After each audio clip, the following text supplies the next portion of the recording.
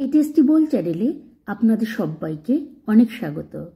আজ আমি আপনাদের সাথে শেয়ার করব বাসন্তী পোলাওয়ের রেসিপি। তো চলুন বন্ধুরা, রেসিপিটি আমরা শুরু করি। প্রথমেই আমি এখানে গোবিন্দভোগের চালটি ভালো মতন ধুয়ে জল ঝরিয়ে কিন্তু একটি পাত্রে নিয়ে নেব। এবার আমি চালের মধ্যে পরিমাণ অনুযায়ী হলুদের গুঁড়ো এবং আদা বাটা দিয়ে দেব। এর সাথে এখানে আমি কিন্তু 1 টেবিল স্পুন মতন ঘিও দিয়ে দেব। এবার আমি এই সমস্ত উপকরণগুলিকে কিন্তু ভালো মতন চালের সাথে কিন্তু মিশিয়ে নেব।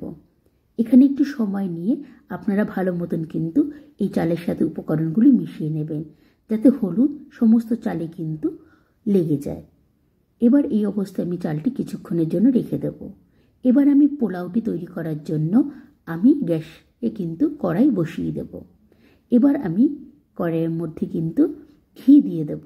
আমি কিন্তু বেশ এখানে অনেকটা পরিমাণে ঘি ব্যবহার করেছি, আপনারাও কিন্তু ঘির পরিমাণটা একটু বেশি করেই ব্যবহার করবেন।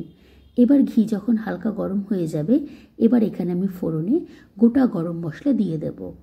এবার আমি ঘির মধ্যে ফোড়নটা নাড়াচাড়া করে নিয়ে এবার কিন্তু আমি বাদামগুলি ঘিতে ফ্রাই করে নেব।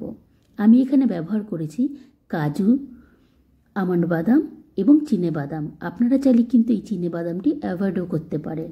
এবার আমি বাদামগুলিকে কিন্তু ভালো মতো নাড়াচাড়া করে নিয়ে হালকা লালচে করে কিন্তু ভেজে নেব। বাদাম যখন হালকা লালচে হয়ে যাবে, এবার আমি এখানে কিন্তু এই গোবিন্দভোগের চালটি, এই চাল কিন্তু আমি ঘির মধ্যে দিয়ে দেব।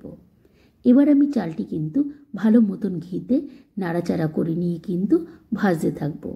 এখানে আপনারা কিন্তু একটু সময় নিয়ে বেশ ভালো মতন চালটি কিন্তু ভাজবেন।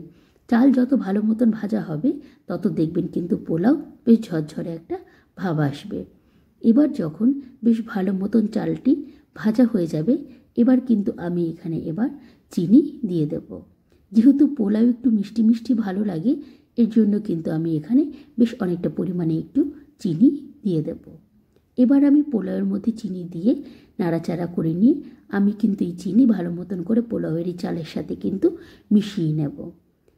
এখানে যখন দেখবেন চালটি মেশাতে মেশাতেই কিন্তু চিনি কিন্তু গলে যাবে, এই অবস্থায় কিন্তু আমি এবার কিন্তু আর বেশিক্ষণ ভাজবো না। এবারই কিন্তু আমি এবার চাল সেদ্ধ করার জন্য আমি এবার উষ্ণ গরম জল কিন্তু এবার চালের মধ্যে দিয়ে দেব।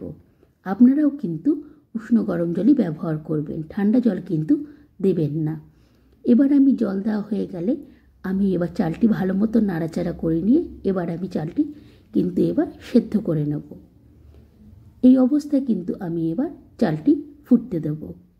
চাল যখন বেশ ভালো মতন এরকম ফুটে আসবে, এবার কিন্তু আমি এখানে পরিমাণ অনুযায়ী লবণ দিয়ে দেব। লবণ দেওয়া হয়ে গেলে আমি কিন্তু একটু নাড়াচাড়া করে নিয়ে লবণটি চালের সাথে ভালো মতন মিশিয়ে নেব। মেশানো হয়ে গেলে আমি কিন্তু এই অবস্থায় গ্যাসের ফ্লেম একটু মিডিয়ামে রেখে আমি চালটি ভালো মতন সেদ্ধ করে নেব। এবার যখন চাল বেশ ভালো মতন সেদ্ধ হয়ে যাবে, এবার আমি গ্যাসে একদম লো ফ্লেমে রেখে কিছুক্ষণ এই অবস্থায় কিন্তু আমি চালটি একটু নাড়াচাড়া করে নেব, যাতে বেশ ঝরঝরে ভাবটা কিন্তু চলে আসে। ব্যাস এইভাবেই কিন্তু আমি তৈরি করে ফেলব খুব সহজেই বাসন্তী পোলাও রেসিপি। আপনারা কিন্তু এই পদ্ধতিতে একবার বাড়িতে ট্রাই করে দেখতে পারেন। খেতে কিন্তু যেরকম সুস্বাদু হয়, সেরকমই কিন্তু খুবই ঝরঝরে হয়। আজ তবে